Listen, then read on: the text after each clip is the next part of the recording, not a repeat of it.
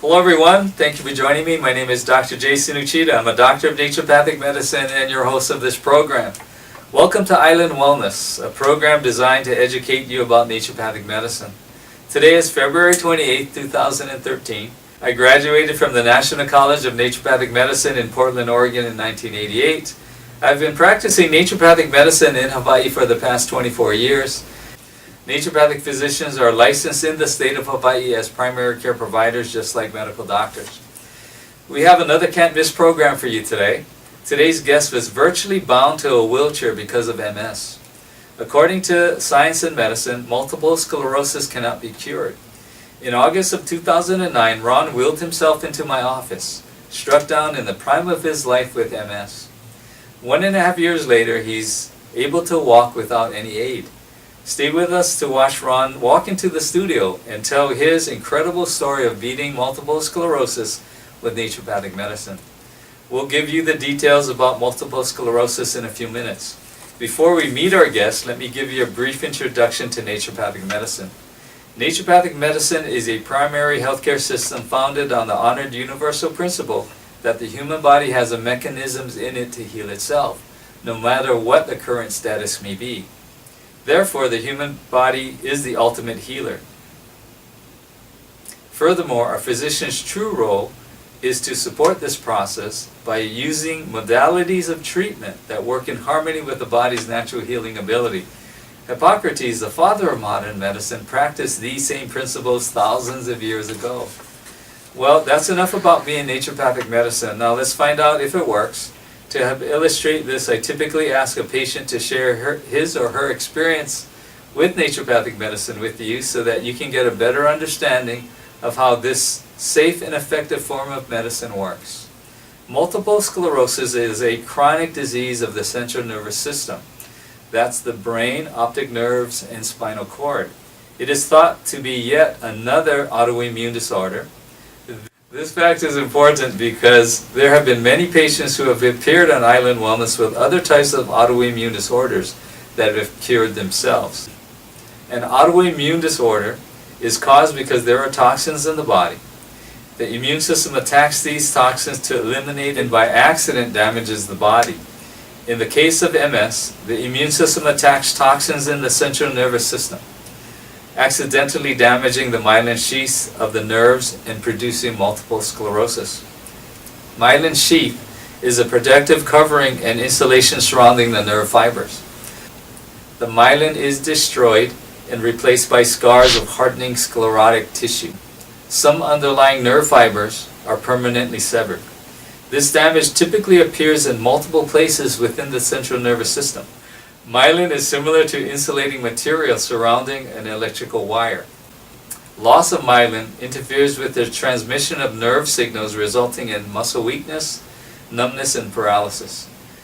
MS can cause blurred vision, blindness, loss of balance, poor concentration, slurred speech, tremors, numbness, extreme fatigue, muscle weakness, poor memory, concentration, and paralysis, and more.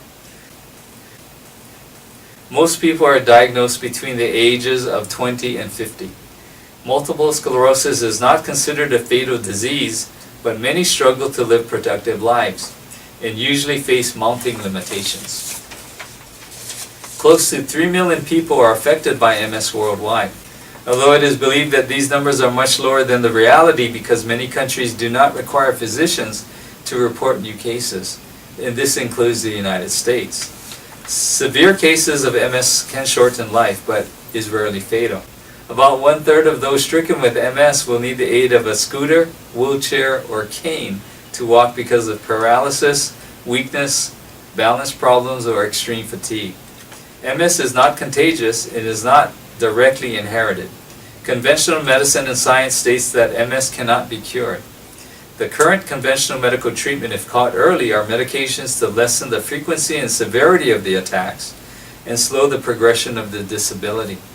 There is no single laboratory test to diagnose or rule out multiple sclerosis. MRI is the greatest at helping to reach a definitive diagnosis. Today's guest has been called the Miracle Man by many. In August of 2009, Ron wheeled himself into my office, struck down in the prime of his life with MS. MS was severely weakening the right side of his body, causing severe pain in his right leg and poor coordination in his hands, arms, and legs, zapping his once sharp memory and concentration, and causing great depression and anxiety. Then as suddenly as a bolt of lightning striking, 1.5 years later, he's able to walk without any aid. My patient Ron is here to tell his incredible story of beating MS with naturopathic medicine. Ron, thank you for joining us today. Thank you, Todd. Would you tell us about when the symptoms first started to develop? What did you feel? I can remember being dizzy, and that's with me till today. It's happened this morning, but I can recall having no explanation for the world spinning. Okay. That was the first time I can remember something wasn't quite right. Okay. You were experiencing vertigo, severe dizziness. Very much so. Okay. When you were at your worst, would you describe how bad each symptom affected you? Interfered with just about everything. Okay.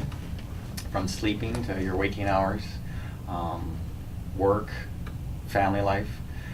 The symptoms for me affected mostly the right side. Okay. And led me to have a few years of downtime, and it's been trying to rebuild from there. Okay. When did the symptoms physically first start affecting you? From the time in my 20s, the next time I remember it really catching my attention was in my 30s. In your 30s. I woke up, something was wrong. I was otherwise fine, able to get up, but I was deaf. Okay. And that's kind of hard to wake up and understand what's happening. But there was no sound come out of any on this side of my face, and about half or something on this side. So I went to the emergency room, and the first course of action, as you probably know, is to pump you full of steroids. Mm-hmm. And I was told 60% of the time people get their hearing back, the rest of the time it's a mixed bag. Right. So I was optimistic, hopeful, but worried. Okay. Because at that point, still no diagnosis. Okay. They scheduled me for an MRI, and that came back inconclusive. Okay. So basically, perhaps a week went by, and I started to regain sense of hearing, and eventually it came back, not quite the same, but it came back sufficiently to put a telephone to my head and hear. Mm-hmm. And so I went on. Okay. So this was in your 30s. You had severe hearing loss. You got a lot of steroids to try to recover the hearing. And then when did the physical symptoms of MS start to develop in you? You know, the right-sided weakness and numbness and paralysis. At the time, I was not sure, and to this day, I don't know the cause and effect, but I can remember between my 30s and my 40s getting diagnosed, I woke up, my arm did not straighten out at all. Okay. It didn't want to straighten out, I couldn't do it. Again, went to the hospital, and more shots of steroids. Okay. And they sent me home, and I regained movement. And again, years go by. I come to find these are called exacerbations. Right. So that was a new term for me. Okay. And it was how I come to learn about how these events come up and go away and come back again. Mm-hmm. And that was kind of on a cycle there. Okay. Until I was, diagnosed. All right. What led to the diagnosis? What were you feeling? I mean, to be diagnosed or look for a diagnosis for multiple sclerosis, your symptoms had to have been pretty bad. In my 40s, I can remember my early 40s waking up numb. And again, I thought, okay, this is strange, but not much you can do about it.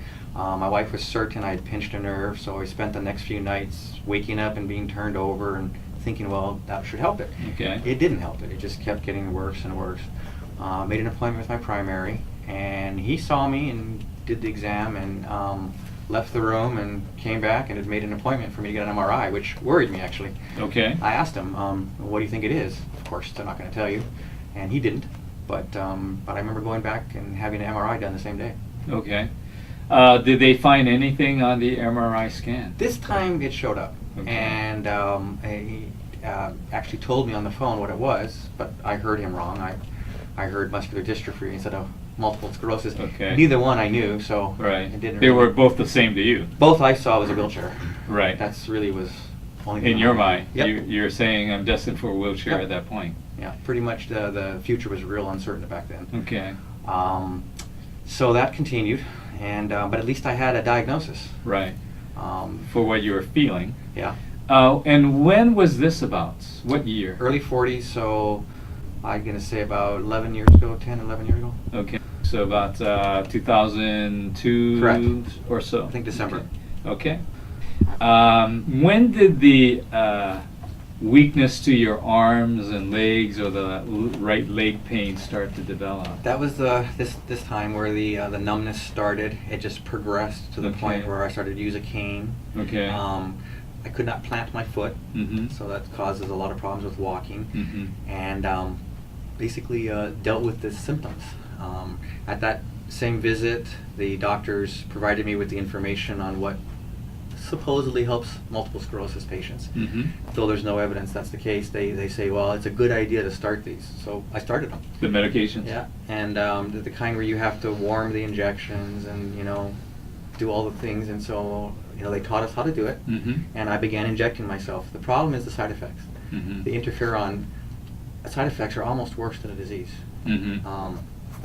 It's kind of like chemotherapy in a way, I guess. Oh, yeah. And they So find some chemotherapy drugs help MS patients, but it's usually short term and for an exacerbation. Right. So in my case, I continued on and just trying to find my way through this process. I started on the original drugs, injections, which were very expensive, $3,000 a month, and I didn't feel better. They told me it's helping your brain not have lesions, but to me that wasn't really, if you go by what you're feeling and what your Mhm. day-to-day is, Mhm. you can't see the lesions, but you can see the problems you're having. Okay. So at that particular point, I continued on with, trying to resolve it up here with the Okay. injections. The physical body, though, wasn't doing so well. Okay. The interferon, I lost my appetite completely. Mm-hmm. I lost, from the high, I probably lost 35 pounds. Okay. From 155 or something. Okay. Went down. I think when I saw you, I was at 120 or something. Around there, yeah. Have you gained any weight back? I'm since? 138 last time I Okay, checked. very good. So, yeah. Yeah, you started out with me actually just below 120. Yeah. See, I forget that. Mm-hmm. But yeah, that was a bad time. Mhm. And then food wasn't helping me because I wasn't eating the right food. You're eating the average American diet. Oh yeah, Yeah. yeah, you could say that, and probably worse. Because it Okay. didn't matter. You figure, well, you're diagnosed. Oh, okay. No one told me food could be part of your recovery or your wellness. Or your disease. Right. Let's talk about, you had mentioned when you heard muscular dystrophy, multiple sclerosis, in your mind you pictured wheelchair. Mm-hmm. But after that, you started to try to help yourself, right? You were going to the medical doctors regularly, getting the treatment. How did you resolve the image of being in a wheelchair in your mind to what you were doing? You must have had a change of attitude at that point. I think it happened to, you fall so far, and until you hit bottom, you don't really realize it. Okay. And that did have to happen with me. To hit bottom. Yeah. So you were quite depressed. Yeah, Mhm. very much so. And Mhm. I sought help for it, but the success you can measure, I'm having this conversation with you. So in that sense, yeah, I'm very successful. Mhm. But I think I could have done things to help myself through it much better. Much better. Yeah, Mhm. and deal with it better. Right. Very much so. Right. But we were talking earlier, and it's when you have some perspective because of time, you can look back in hindsight and say maybe I could have did this a little bit better, maybe I should have did that. Mhm. But it's when you're in it though, it's very hard to see clearly. Forest for the trees. Right. And I right. hear myself giving advice, and I'm like, well, you should follow your own good advice to friends and family. But now if people ask me, I'm happy to share with them, It's like, here's what I've learned. We talked. Mhm. I would not have been able to describe what inflammation is to the body Okay. if I had not been diagnosed, because now that I've gone through it, I realize these are things that have caused my body to react in a certain way. Right. And maybe I would have got MS, maybe I wouldn't, if diet had been part of my care and concern throughout life. Right. Ron, would you mention to the audience what symptoms you felt when you were at your worst, when you had MS? I mean, you had numbness, but what about the right cited symptoms of your body? What were Still you have feeling? numbness, Okay. pain, and I always asked for a reconciliation with this. How come numbness equals pain? If you're numb, why you feel pain? Mhm. And I guess it's because the body doesn't explain it, so it fills in the gaps. Right. I get shooting pain. You know, Right. it just suddenly attacks the body at certain places, and Mhm. diabetics refer to them as the neuropathy. Neuropathy. Same thing, right? Right. So yeah, I deal with it. And it How does bad happen. was the pain? What do you feel? Bad enough that I was medicating it. Okay. And to the degree that sometimes it's easy to over-medicate because Okay. your analysis of pain is different for everybody. Right. And that happened to me. Okay. Um, So you mentioned sharp pain.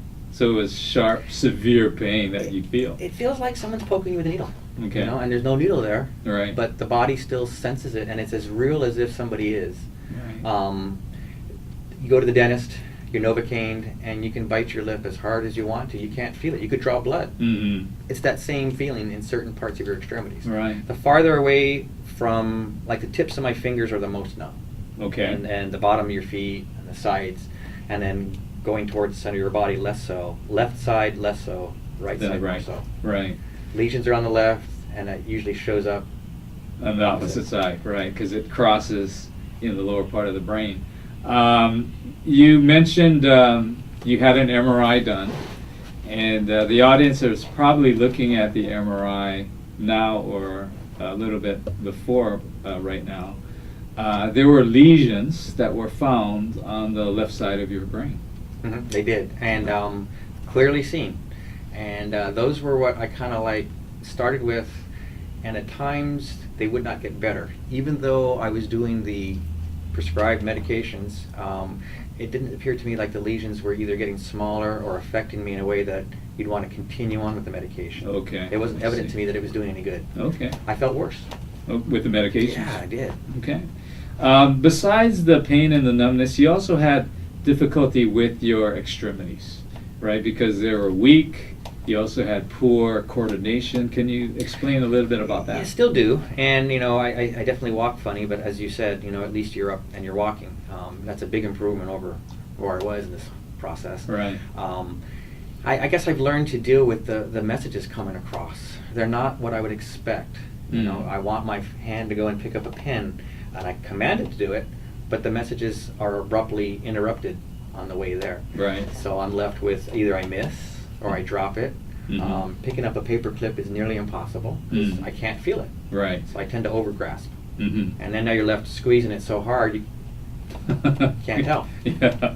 All right. How was the coordination affecting you? Coordinating things. I know you mentioned difficulty picking things up. That what about and- with walking and? Yeah. That and the dizziness still Okay. bothers me. I can put my head in a certain position and the room will begin to spin to this day. So I don't drive anymore. Can't turn your head to see if there's a car there and lose your vertigo.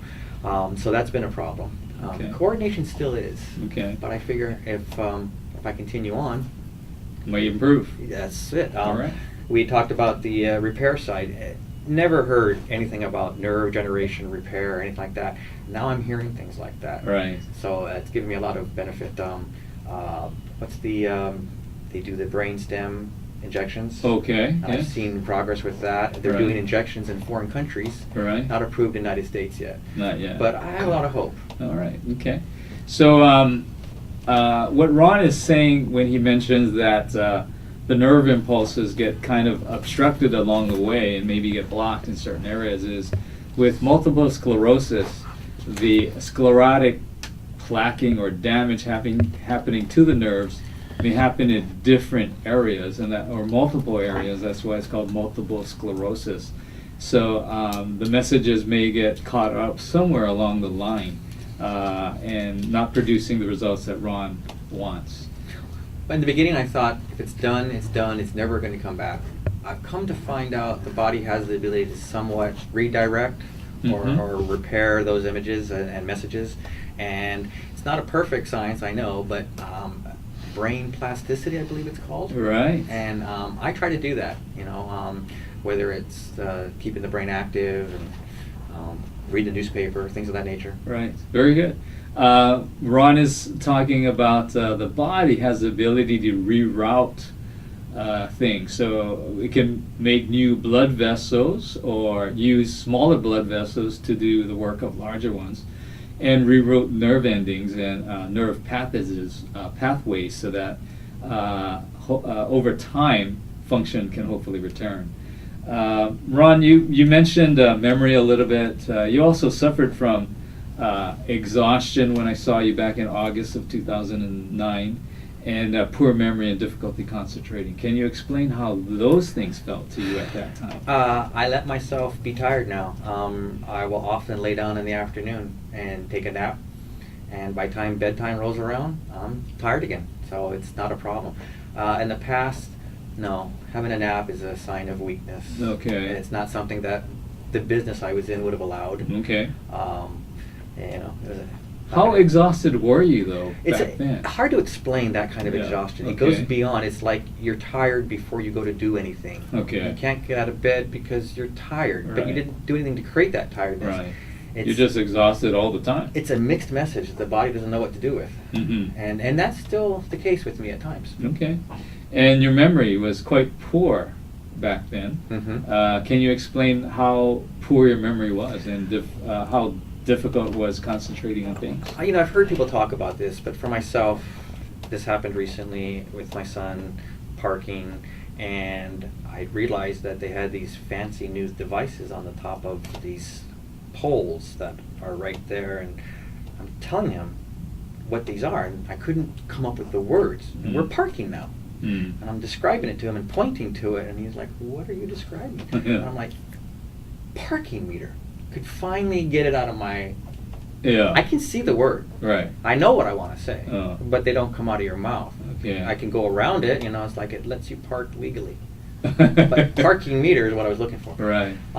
I noticed, I So guess... you're forgetting a lot of common, simple Yeah. words that you would use. Yeah, I was used to spinning a lot of plates in the business we were in, accounting and such. Okay. And that's not something you want to lose. Memory and concentration. Yeah. So you were pretty sharp in your day, because you ran your own business, very successful, Family business. right? Right. So and you were proud of the fact that you were Yeah. always on the go, always busy, running from client to client.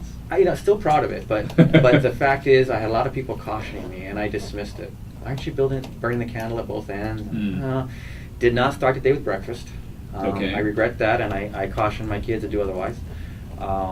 And from that standpoint, didn't really pay attention to the consequences of working as hard as I was. Mm-hmm. I just thought that's the way life is, and hopefully you won't get anything that is serious. But in my case, it didn't turn out that way. Mm. So you powered through, everything that you could, I got my hearing back. I thought, great, what a blessing. but back to work again. Probably Yeah. worse than before. Okay. My wife met me. She said, "You were 7 days a week." We got married, and she cut it down to 6. So Okay. You mentioned, obviously, anyone who was diagnosed with MS probably would be quite depressed with that diagnosis. Can you talk a little bit about, what you're feeling at that time? And like nobody knows what you're going through. It's a very lonely feeling because you don't really want to talk to anybody about it. I found some people were kind of afraid because they don't know what to say, and you don't know what to say. Right. A lot of praying goes on sometimes. Right. But the fact is, when you educate yourself, some of that fear goes away.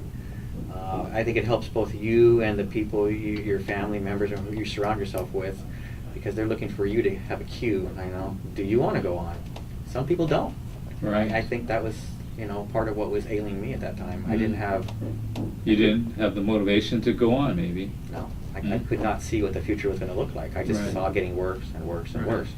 I guess, yeah, that's part of it, right? You're just imagining, like what you're saying, down the road you're going to be confined to a scooter or wheelchair. But also, though, you are used to a life of activity, right? You were... Had a boat. Boat? Yeah, out in the sun. Yeah, don't do that anymore. The sun is not my enemy, but it is something to be. It's a foe because sunlight hitting my skin, And your nerves. body doesn't know what to do with it. Right. It feels like needles, like you're being poked with needles. Okay. So I stay in the shade, and I'm very much of a a night and early morning person. Okay, nowadays. Yes. Yeah. So you were quite used to being very active, running around, running your own business, very successful. And now you were thinking, I can't do what I did before. So I'm sure that would be very depressing to most people. I think I gave myself too little. There I go, looking for a word again. Okay. Too little credit for where I gotten to, and what we've gotten through. Yeah. We're still here, still kicking tires. Yes, you are. And it's something that this conversation, in fact, has been long in making, because a lot of the people that I've seen have come to see you, Mm-hmm. and they tell me, positive things that occur. And I think anytime you're aware of what your body's doing with the food you put in it, because Mhm. before that you could just put a quarter pound in your mouth and not worry about it, right? That doesn't happen anymore. When you're aware, you think about it, and that I do. As you know, I got very religious with the diet and took it to heart and kept much of that. But you also said something really important to think, can you get through this, You said, hey, you're the decider. Your body will tell you, if you want to swing the pendulum a little more to the center, that'll be your decision to make. And so it's not a diet of loss. Mm-hmm. It's a diet of living. Good for you.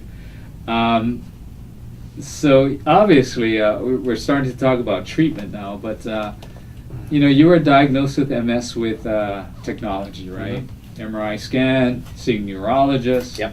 probably getting pretty good care from Yes. the best minds in neurology and with MS. And then you walk in to see me in August of 2000. I shouldn't say walk in to see me. You actually wheeled yourself in on Yeah. a scooter in August of 2009. And I told you the treatment was going to be a diet change. What did you think of that? No offense, but it sounds a little bit like quackery, because my experience was not knowledgeable about what a naturopath does, what the consequences of taking on a more natural approach to health. Mhm, mhm. So my only one experience is, not having enough knowledge to base it on. When you said that, I thought, wow, okay, could it really be that simple? And that's the thing about America's diet. We referred to it earlier as sad. Right. And it is, when you think about it, really. And describe my diet, it was. Mhm. So the changes I've made are to make it, better for myself. But if somebody else sees what I've done and gets benefit from it, great, fantastic. That's the genesis for why we're together, I think. Great. You mentioned diet change, right? A lot of people out there are probably thinking, a simple diet change to help Ron, that seems almost impossible. But the diet change we asked you to do was pretty dramatic, right? Yeah. It was eliminating a lot of the foods that you liked. Mhm. Can you let the audience know what they are? Yeah, I really missed my coffees. Okay. And certainly ice cream and things of that nature, And you figure you're sick anyway, you're going to die, you might as well go for it, right? Right. It's okay treating yourself to desserts and things. Rarely, and if I base it on where I am now, one little bite of something, it's enough for me. I don't No. need to have this big, humongous thing, Right. Portion control. Right. It wasn't even in my existence. Now, portion control is very important to me, Right. So, Yeah. And that's the American way, it seems, right? We go for the big gulp, right? Everything is extra large. It tastes good, but it could be too much of a good thing or a bad thing, right? I don't think they're trying to legislate it, though, is going to work. If people, through programs like this and other means, see it's a consequence of living healthy, Mhm. then they'll reject it on its own. It won't have to be because it costs too much or Right. whatever they're trying to do. Right. You do have to make a conscious choice to live well or eat well. You were getting medications, right, for your MS, Mhm. and then we changed your diet. And was the diet change difficult for you to make? Because my wife was on board with this, Okay. and that she was willing to do most of the hard work, which is the preparation of the meals. In the beginning, when I left your office and we went home, she was cutting up my food because coordination wasn't occurring to use a knife and a fork. Okay. So I can remember gripping my fork poorly, Mhm. but having the ability to feed myself and continuing that process, the diet just seemed like a natural.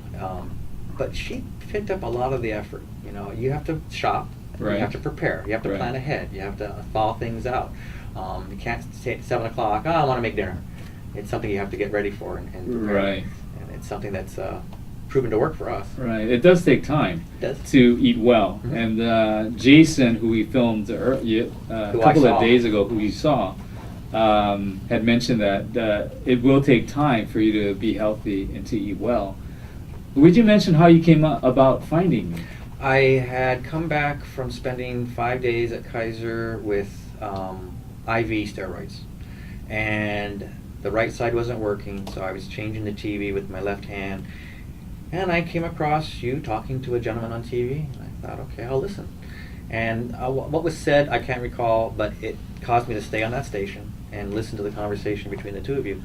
And I'm thinking, can that really be the case? You know, can it be that simple, just changing the way you eat? I think that was a Saturday, and if I'm not mistaken, I was in your office on a Monday. And so I was interested. I was encouraged. You know, I didn't know what the future was going to hold. I just, you know, come away from 5 days of steroids.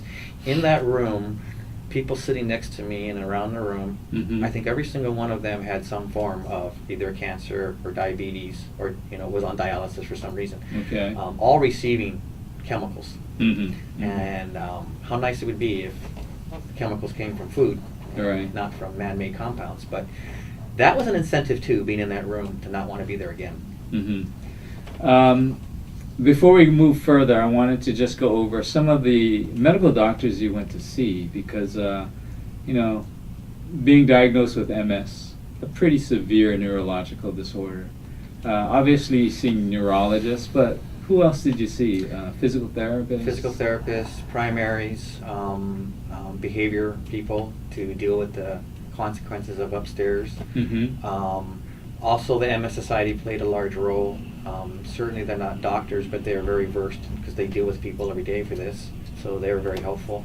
Yeah, the care I got was outstanding because the system is set up to support you once you were diagnosed. Once I knew what it was, up until that point, nobody could tell me. Okay. Through hearing loss, through frozen extremities, or whatever was going on, Right. I had never heard anybody utter the words or initials MS. Okay. You were getting pretty good care. I think so. Appreciate the fact that he's giving me the ability to make decisions in my own healthcare. Okay. That's not every time something you'd expect, but it's a dual-edged sword because when you're diagnosed, you are given the choices on what drugs to start on.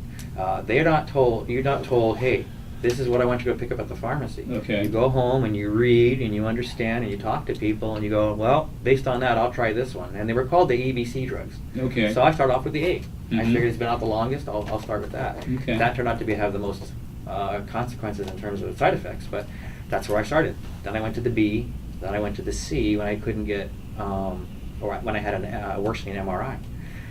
And I tried them all, but at this point, you know, Mm-hmm. not on injections. Right. And I guess none of the medications were meant to cure you. They're not there to give you relief. Right. They're No. just meant to help you deal with the symptoms that you have. The theory was it prevents the scarring. Okay. I think I can do an equal and better job by preventing the inflammation on my own, learning what I've learned, you Mhm. know, and that I got educated, I guess. Okay.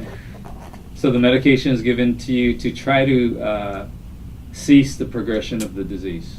The injections were. The pill forms I was taking were symptoms only. Okay. You know, you wheeled yourself into my office that Monday in August of 2009. You know, a lot of people, they look at you now, Ron, and they probably can't imagine you being on a wheelchair, but when I saw you, the MS was really taking hold of you. You were losing a lot of strength. You were A lot of weight. slouched off to one side because you were losing strength and coordination. You're having great difficulty moving your arms and your legs, obviously. Do you want to talk a little bit about that?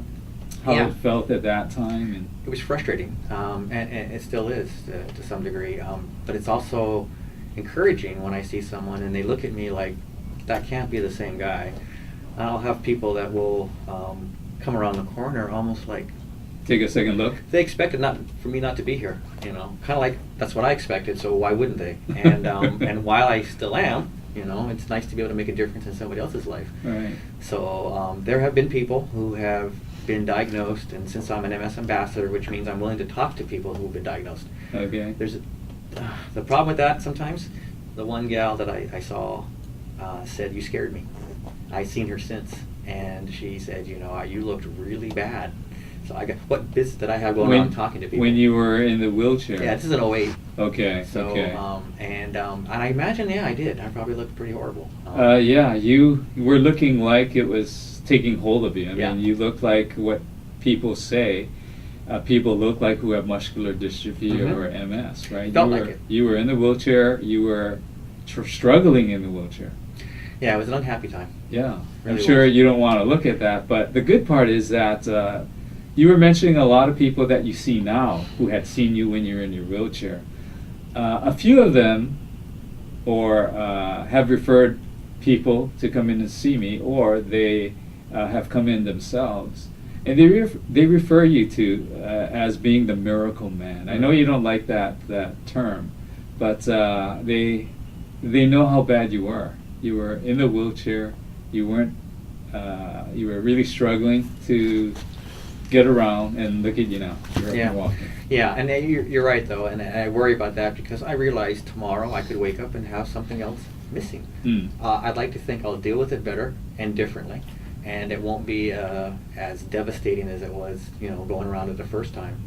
But you know, even as I sit here and talk to you, you know, I actually feel things starting to spin. You know, so neurologically, stress and symptoms still reappear all the time. Mm. So when I hear that, I'm like, oh, I don't want to let you down, and another exacerbation means I'm a failure now. No, it's not like that. I Yeah. realize, but I'm glad that I can be a hope for somebody.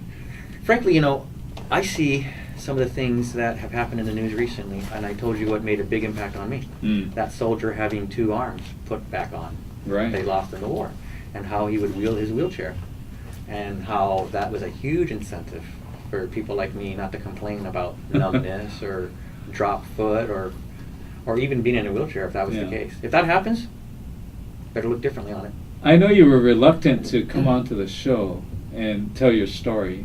We actually talked about 1.5 or 2 years ago, trying to get you onto the program, and you had declined. And you know, I'm not sure why, but I could imagine maybe there were some reasons, good reasons for it. But I'm sure maybe you're thinking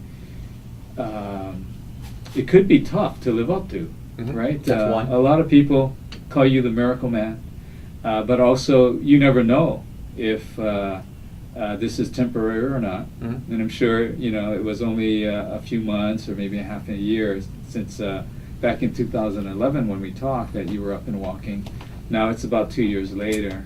You have more history behind you, and you're still doing well. Well, about the same time too, I guess to put it in context, my brother called me and indicated that he had a bad test and that things weren't looking so good, and that he would be fighting a battle with cancer. Mm. And his comment to me was, you know, probably not a bad idea to get yourself right.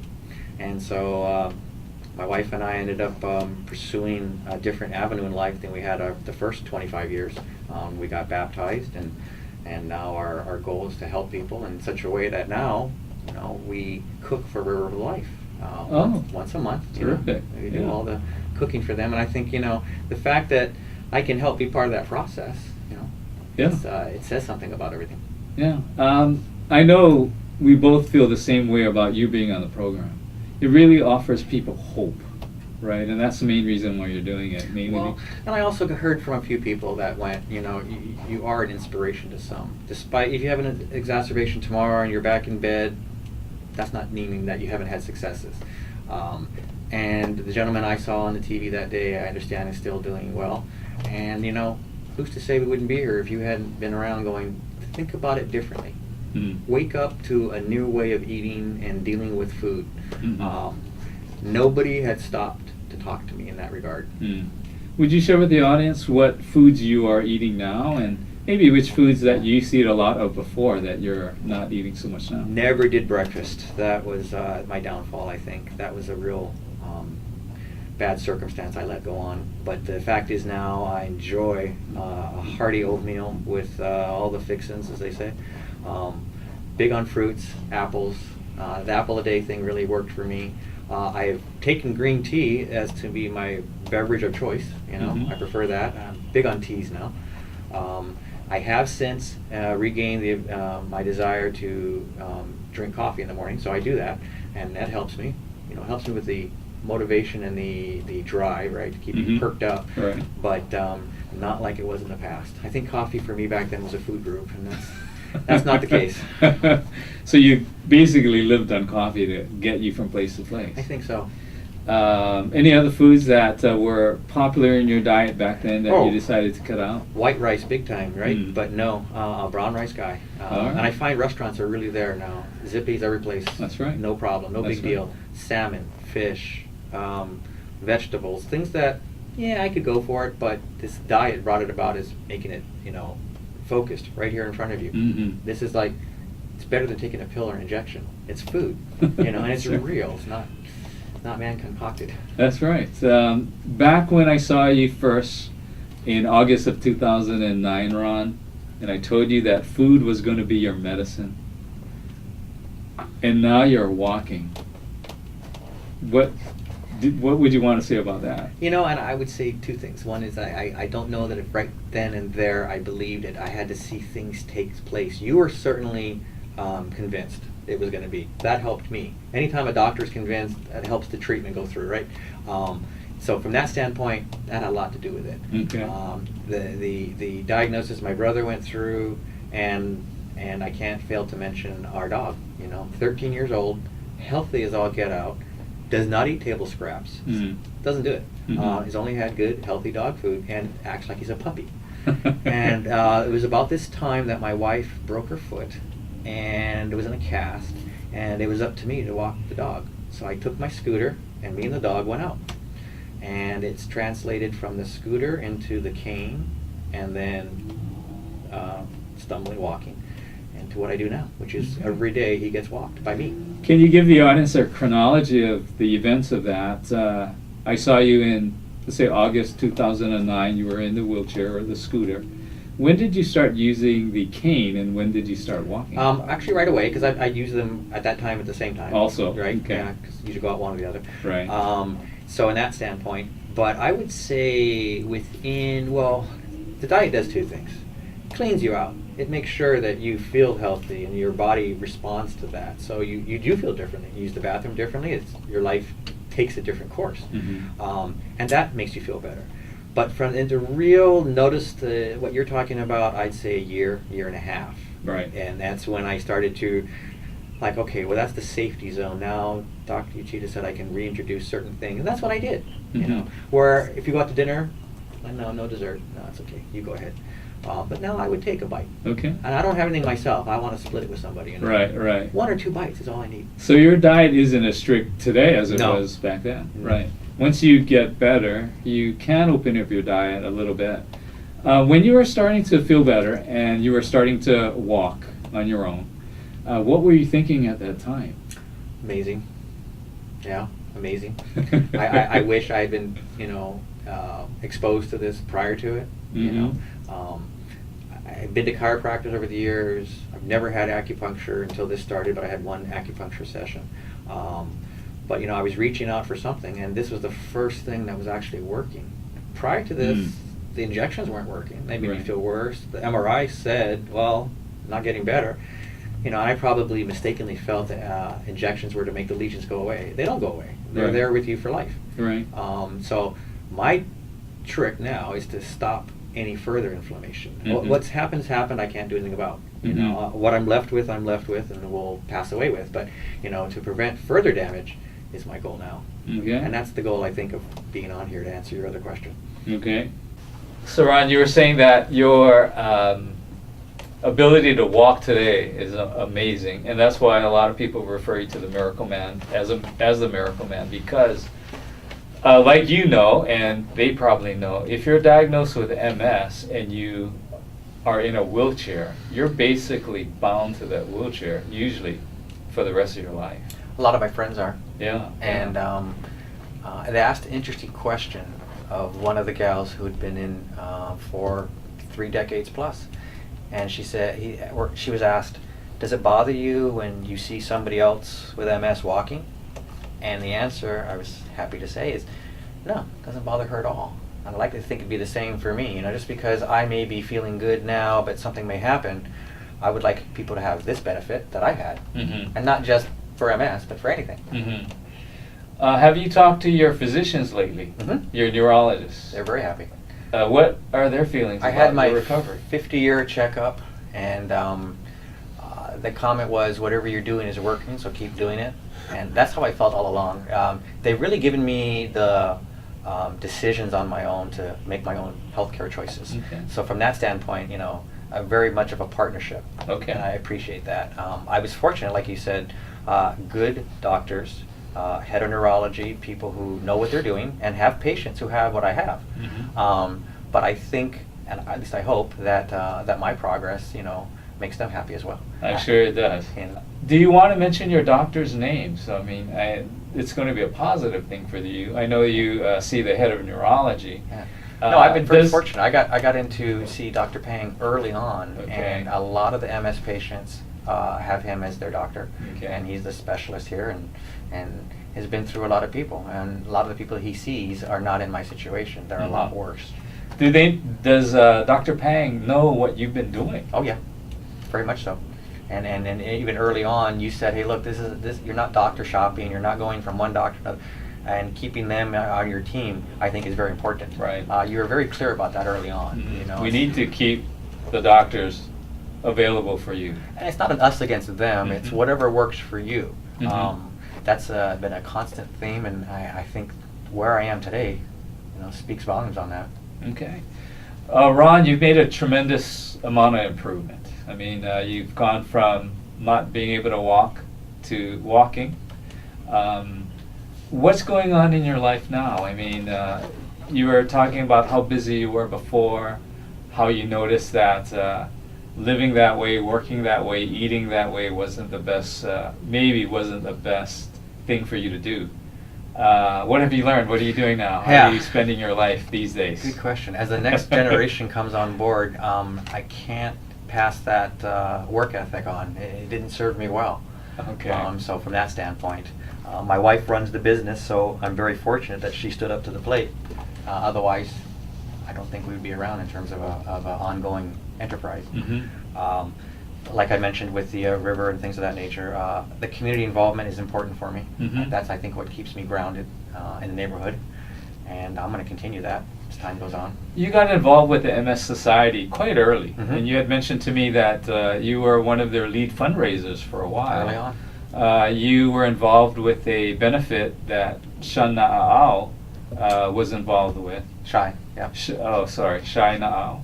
Oh, Shan Na'au of 3+. Yes, that's correct. So, and I guess at that time you were in a newspaper article. Oh, they did. As part of that fundraiser benefit, it was called the Silk Road to China, and business silent auction, and people contributed.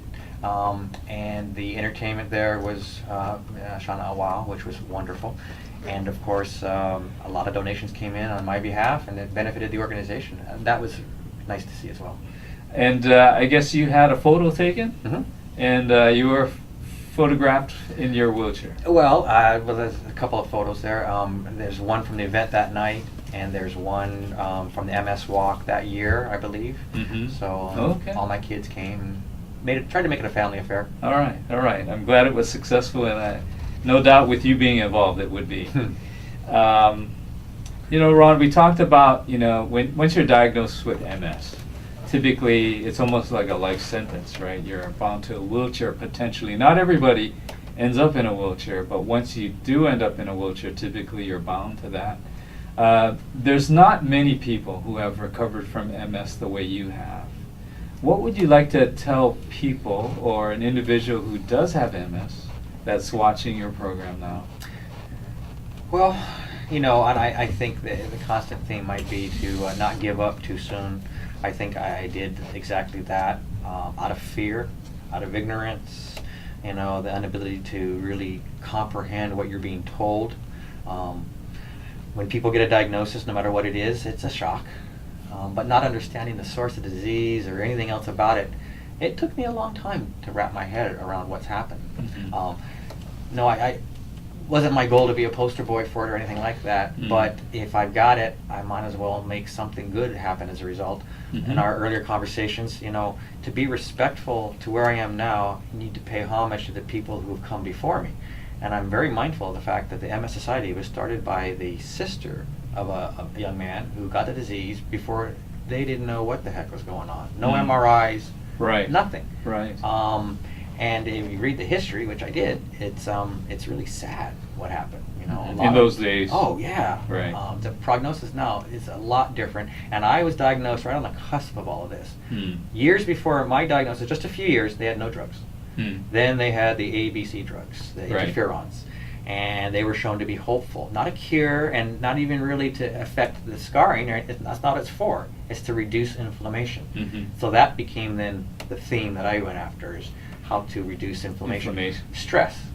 That's been a big thing for me. Mhm. And I think my body fed off of it and attacked my myelin as a result. You were actually proud of being so busy I was. working. I remember right? the guy I looked up to was the CEO and got by on 4 hours of sleep a night. Wow, what a wonderful thing. And you tried to emulate that. I did a very good job of it. I fell asleep at my desk probably 6 nights a week. Oh my gosh. Not good. Right, right. So your life was your work at that time. It was. Yeah, It yeah. was. I mean, it's a good thing. I mean, you were very successful. But today, your life is More balanced. more balanced. Yeah. I guess you're sleeping longer. And smoothly, and I've been very fortunate in that regard. I go to bed now at the set time. Prior to this, I did not when this happened, but now I'm in bed by 9:30 Right. and up at 4:30. Not because I have to be, because the alarm's going off, but because my body wakes me naturally, Hmm? and I'm ready to get up. Right, with the sun. Yeah, and I very much enjoy that. And the dog likes it too. I'm sure he does. Would you mind sharing with the audience your thoughts about naturopathic medicine? I'm sure the first time you came in to see me, you had no clue what naturopathic medicine was. In fact, you mentioned Ignorance. quackery, No, ignorance.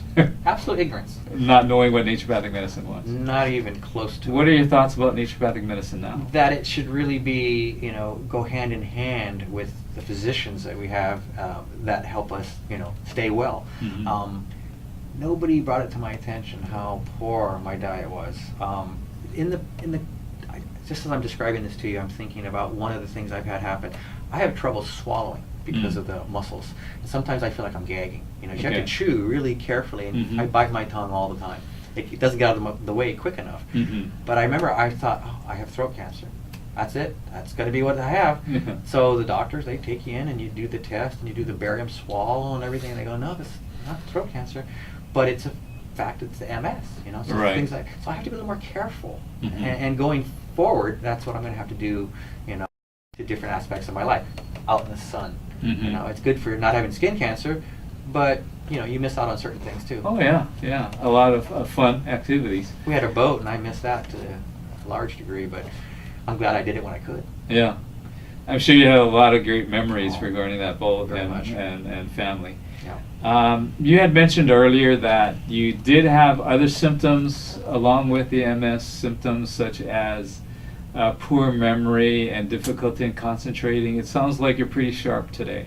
Well, thank you. I like to think that's because the medication, is not pulling me down. Sometimes the medication that treats the symptoms kind of subdues and takes off that top layer, and you feel kind of less of who you were. Mhm. So to that extent, yeah, I do feel sharper.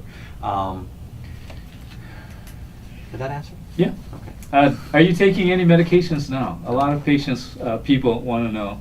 Maybe this is all because you're taking some kind of medication. No, food is I think the most important medication. That's something that I really did not count on being in my corner at a time when I really should have. Hmm. It took me getting so bad that I was willing to be IV steroids. And to me, it's like, well, I can't move, go ahead. Right. I'd like to think if I'd had the information I have today, I would have made a decision to go, well, let's make a couple of decisions to change my way I eat. Yeah. Ron, when you first came in to see me back in the 2009, when you'd come in for your follow-up visits, we'd go a little bit back and forth about the diet. I mean, the diet wasn't an easy change for you initially, but you've taken it on now. I mean, you really believe in the I diet do. has really helped you. In fact, you brought in an article today I did. regarding the Mediterranean diet. Would you like to share a little bit with the I did, audience 'cause I about that and your feelings? I thought it's kind of amazing that we've set up the opportunity to meet, and then it's the study Eat Like the Mediterranean Diet, and as a result of that, I saw everything in there, and it was like I was meeting with you again. They were saying the things that I heard out of your mouth, and believing it was part of the idea that I could get better. Mhm. But then they're talking about this as well. It's something that's been found. It's been around for thousands of years. Mhm. You didn't really advocate doing anything differently than, as I recall, you put it, my great-grandparents ate.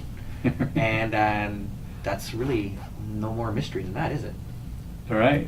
It's an amazing thing. The human body can really heal itself, but we have to give it the opportunity to by not bringing in obstacles to healing. And the obstacles a lot of times is with our diets, right? The typical American diet, not very healthy for us. Do you have any opinion on the standard American diet? Well, yeah, I was going to mention that. It's called SAD, and Right. it is. And then you look at the rate of obesity and what the president and the first lady are trying to do as a result, and it's like, wow, is that necessary? Because it's gotten to this point. Mhm. People can't see it. Yeah, it took me getting pretty bad before I woke up to it. So really, I should understand their perspective. Right. But in reality, the American diet is sad, and it's not going to be something that I think this country is going to be able to sustain itself on. It's kind of like the budget. At some point, you have to make a change. That would be true. I agree with you fully there. I mean, they're looking at ways to decrease healthcare spending.